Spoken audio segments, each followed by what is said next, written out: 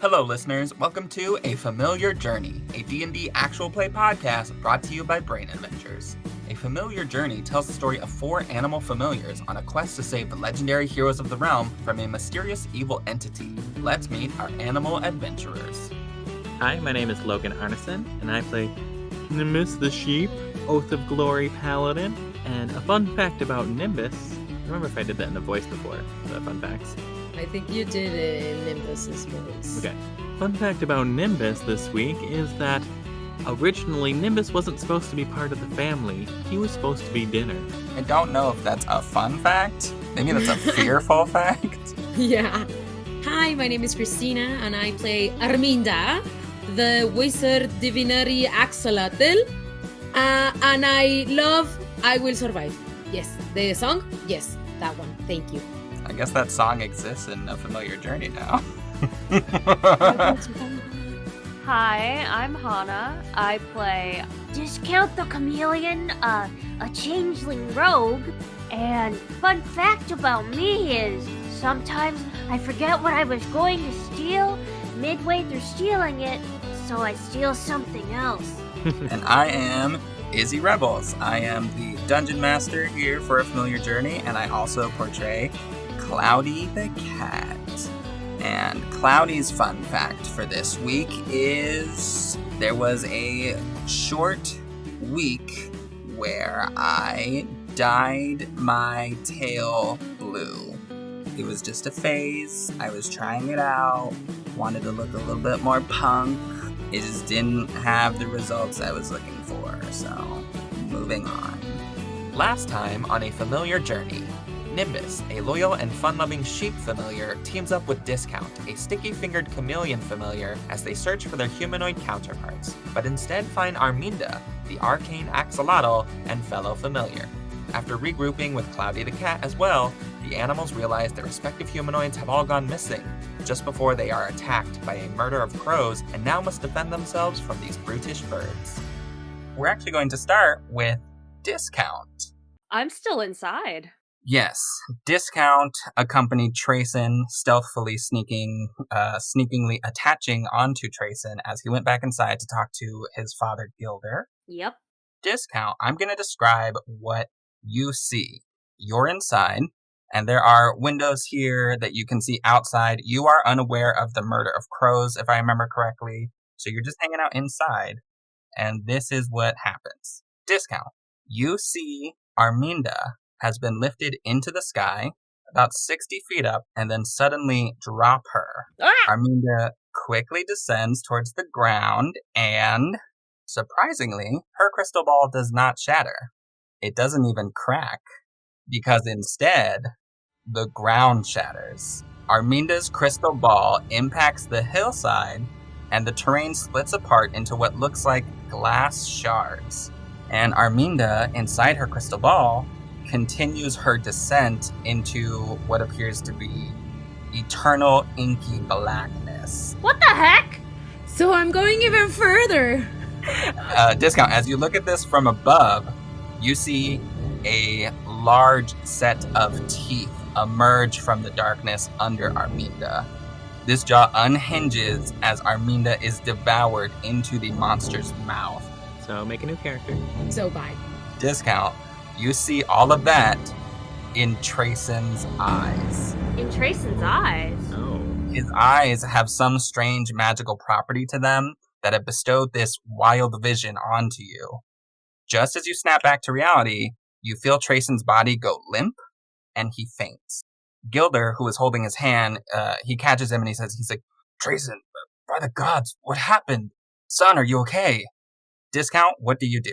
I'm gonna go outside. How am I gonna get outside from here? Is the door even open? I believe the door was left open for Cloudy, who insists that all doors are left open at all times. Okay, yeah, I'm gonna go outside to Arminda. What in the blazes? As you head outside, you do see the 2 murderous crows that you saw before with Arminda holding her up into the air. I'm going to ask everybody to roll initiative. Here we go. 13. 17. Ooh. Ooh, okay. 6. Bum, bum, Ba-da-dum-bum, Nimbus, what did you get again? 13. 13. Lucky Okay. number 13. Discount got a 6? 6. 6. Okay. Cool. Got it. Sounds Feels good. bad. It shouldn't. It's not too bad. It just means you're last. But you were also last of the party, so maybe it makes sense. You go first yeah. in the second round. Cool. So with that, as a reminder, there are 3 crows here. Die.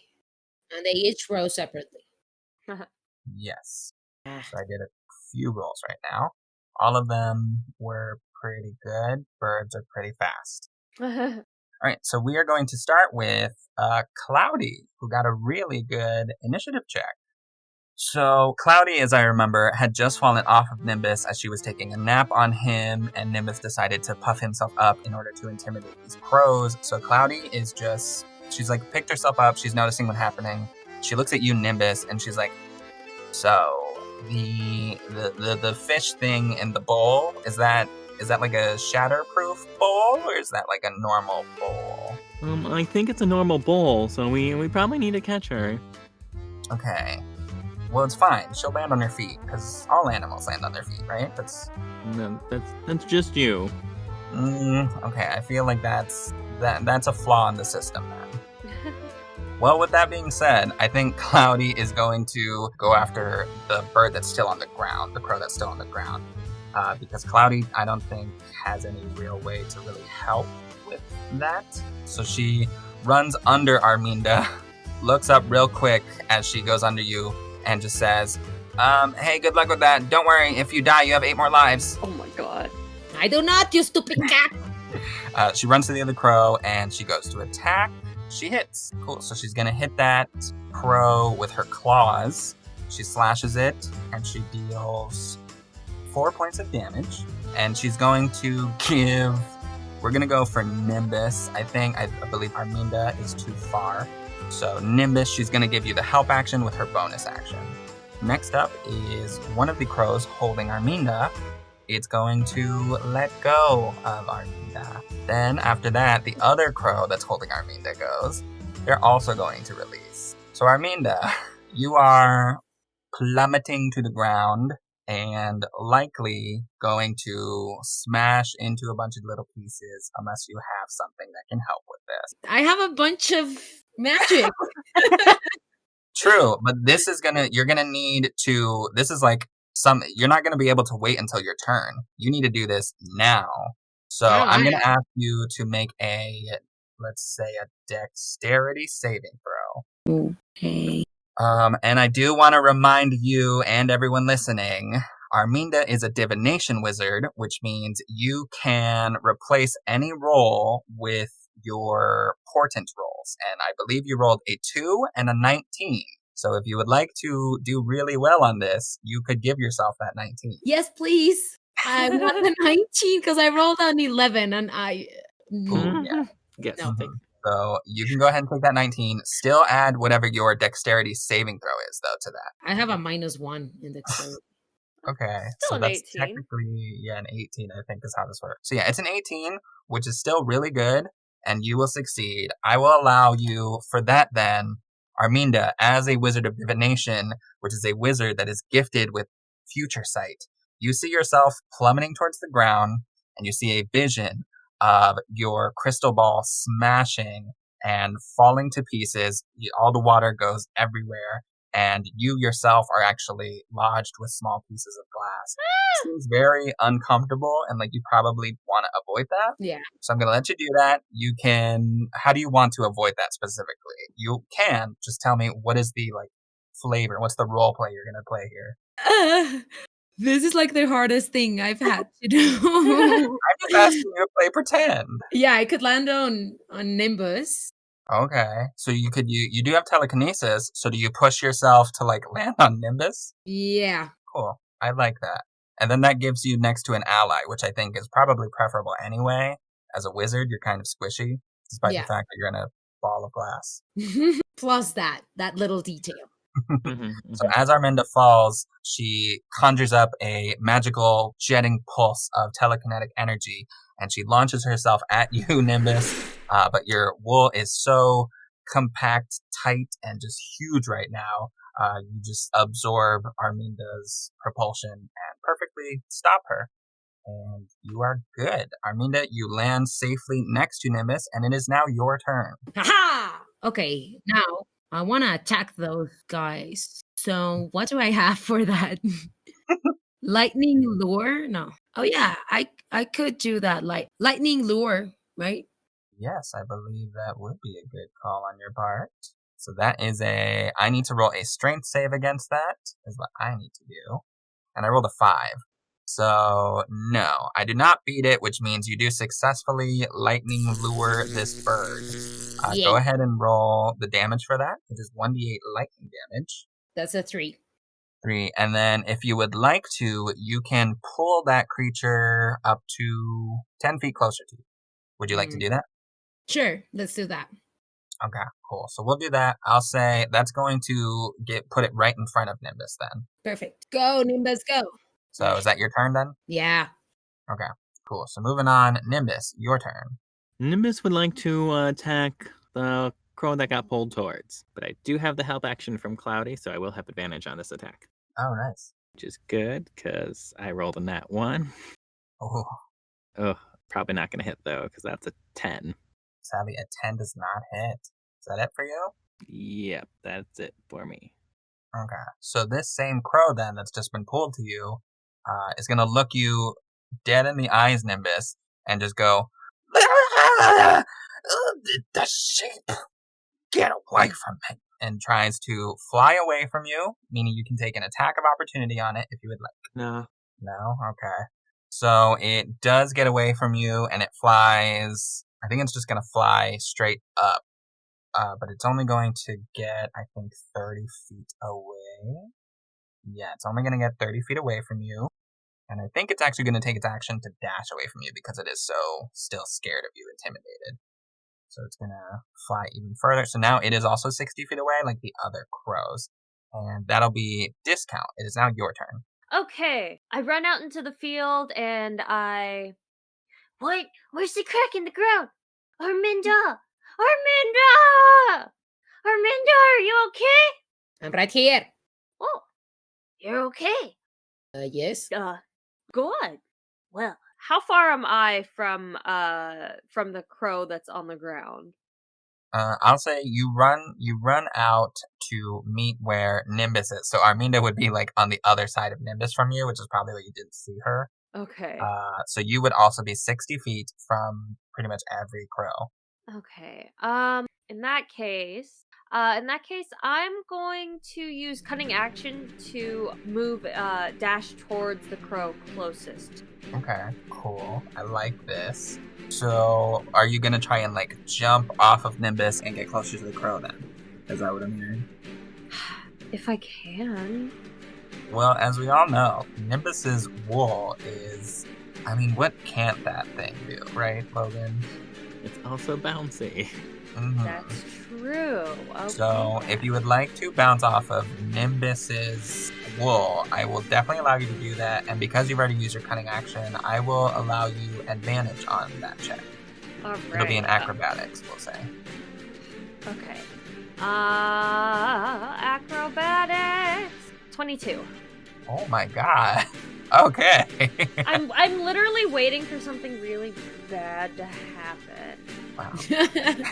That is very good. You can jump off of Nimbus's wool and propel yourself directly onto the crow that was right above him. And you can latch yourself onto it. Awesome. And this is all your cunning action, so this is your bonus action, so you start your Yeah. action. Oh, well, in that case, yeah, I'm just gonna attack him with my dagger. Okay. It's a good call. This is also the only damaged one amongst the group. 10. A 10 does not Feels bad. You stupid frog. I'm not a frog. You're a frog. Frog. Am I a frog? No, Nimbus. No. Okay. Okay, so discount, you can hold on to that crow if you would like to. Yes, I would like to. Okay, yeah, so discount's gonna keep hold of the crow. We're gonna move back up to the top. It is Cloudy's turn. think Cloudy's going to try and replicate what Discount just did. So Cloudy is going to run at you. I believe Cloudy also has Cunning Action. Oh, nice. So they're going to use their bonus action to use Dash, get onto Nimbus, and attempt to recreate what they just saw. Cloudy has a +9 to Acrobatic. Ooh, and I rolled an 11, which means that is a 20. And I will allow that. That was kind of what I was thinking for the DC to latch onto one of these birds. But Discount is very tiny. Cloudy is much bigger. So I'm going to say Cloudy is going to claw into one of these birds and literally, like, drag it down. Cloudy, I got dibs. Well, she's going to let you keep that one. She's going to go after one of the other ones that are close to it. And I'm going to make a strength check to see how far down Cloudy can get this. Oh, that's a nat 20. Oh my god. What is with these good rolls?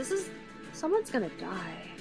You keep on my luck. So Cloudy is going to literally, while she's still airborne, claw into like the belly of this crow and just ricochet him down into the ground, smacking him. Very much how they tried to do to Arminda, and that bird is going to take some serious falling damage from that. That is 66 worth of falling damage. That bird is dead. Cloudy herself is going to descend back down, and as we all know, as a cat, she will always land on her feet. So that bird takes 18 points of damage, which is more than it has in hit points, so it is dead. Oh god. The karma! Yes, cat! Remember, we need them alive to give us information. Just one. Yeah, Cloudy, like, you say alive, and Cloudy's just, like, shaking her head. I don't know, that doesn't really sound like my style. I think that's what cats like to call gifts to the family. Yeah, if anybody wants this, I'm gonna wrap it up in some, like, twigs and branches, and, you know, because I care about you guys. Here you go. She just kind of, like, bats it at Nimbus. Shizzy, here, you can have this. Thanks. I think. All right, so that's one crow down. So the other crow is going to go. It's going to try and dive bomb onto Cloudy with its dive attack. So that means if it hits, it's going to deal an extra 10 points of damage. And I'm going to let you know right now, Cloudy's total hit points are 10. So if this hits, it could possibly kill Cloudy, like 100% kill her, not even just make her unconscious. Remember, kid show. I am well aware. Death is part of life. Yeah, exactly, Logan. Look, the dice giveth and the dice taketh away. They care not for the age of the viewer. Mm-hmm. All right, so that does hit, and I will use my reaction. Ooh, okay. What's your Interception. Reduce damage by 1d10 plus 4. reaction? Okay. Or plus 2. Okay, roll that damage, or roll the reduction of damage. Oh, that almost landed on 10. Okay. That is an 8, so it's a total of 10. Okay, that is going to keep Cloudy alive. I knew it. So this bird rolled 6 on its damage. Plus 10 would have been 16, so Cloudy definitely would have been out no matter what. But that is going to spare Cloudy the 10 damage, so she's only going to take 6. So she's still up with 4 hit points. Oh my god. And that is That's so Arminda. much. Arminda, it is your turn. This bird, now there's 2 birds here. There's the one that is still 60 feet up, Discount has it. And then this other bird here that is 5 feet above Cloudy. Okay. Of course, I'm gonna take the one that it's like right there with Cloudy. Mm-hmm. Did I have some kind of spell that would make him tell me the truth or something? I feel like I do. You have a spell called Detect Thoughts, which will allow you to read its mind. Otherwise, you have the spell Suggestion, which I guess you could use to make them like confess. But Detect Thoughts, I think, is probably your better option there. Okay, so let's go for that one. Detect Thoughts. Mm-hmm. Under Detect Thoughts, I have to make a Wisdom saving throw, and your DC is 14, I believe.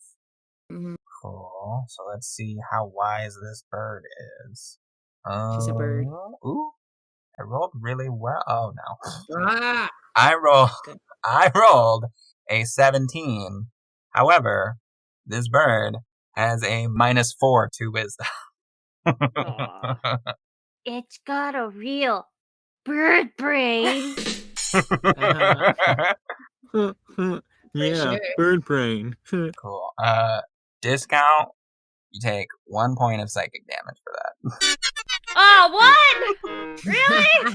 Yes, really. Oh. Sweet, moving on. So, Arminda, that does mean it fails the save. It brings it down to a 13, so it does not pass your save. So, you are able to read its thoughts fully. So, it's supposed to fail on a creature with an intelligence of 3 or lower, but because they're animals and you're animals, it's going to work anyway. Okay. So, you will learn its surface thoughts, first of all, which I guess you're going to hear its surface thoughts being like, this sheep boy, he's so scary. I'm just so scared of ships now. And then, because it failed its save, you can probe deeper into its mind. Yes, please. Yeah, let's move past that. Is that what you want to know? Yeah. That was so helpful. So, yeah. Okay. I don't want to know anything more. Oh. We're going to resolve that right now then, Arminda. So, Arminda, I'm going to take you on a little bit of a journey real quick. So, Arminda, you see yourself inside of this bird's mind. So, you are floating around. What exactly is Arminda looking for? There must be something that they know that we don't know about our familiars, first of all. And second of all, why are they attacking us with no reason? They just try to kill me, so I just want to know why. So you're going to slowly descend into what looks like a maze. And this maze is made up of brain tissue. You're going to be looking for this exact thought strand, is what we're going to call it. You pass multiple other thought strands. You see thought strands of like, oh, it would be really fun to like poop on some humans maybe later tonight. Or like, I was thinking about, maybe getting my girlfriend a bouquet of worms because I feel like she would like that. Yeah. You see a bunch of, I guess, what birds think about. And then you come across a door. This door is sealed behind some sort of magical lock, and you see that the door on here has like a door handle. The door handle resembles a dragon's head, and you use your telekinesis to pull it open, go inside, and it is complete darkness in here. And Arminda, you are actually going to see the same thing that Discount saw earlier, that jagged set of teeth, and you don't see anything else. It's just complete darkness in here. Arminda, you hear a dragon's roar.